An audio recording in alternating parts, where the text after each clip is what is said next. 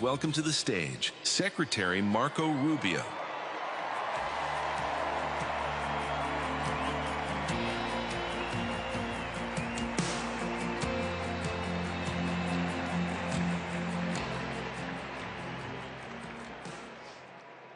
About maybe 10 or 12 years ago, a person I knew very well, had been very helpful to me in my campaigns when I was in the Senate, came to me and said she had met this very impressive young man, and he was going to start this group to go on college campuses and try to convince young Americans that ours is the greatest country in the history of the world and that Marxism was bad.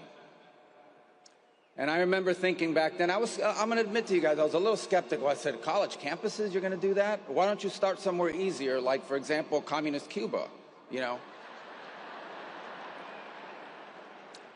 But my skepticism was proven wrong.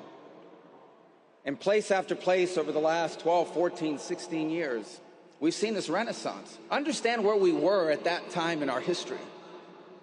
Understand where we are still today in many places, where young Americans are actively told that everything that they were taught, that all the foundations that made our society and our civilization so grand, they were all wrong, they were all evil, that marriage is oppressive, that children are a burden, that America is a source of evil, not of good in the world.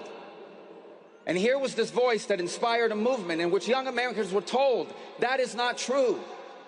The highest calling we are called to is to be in a successful marriage and to raise productive children.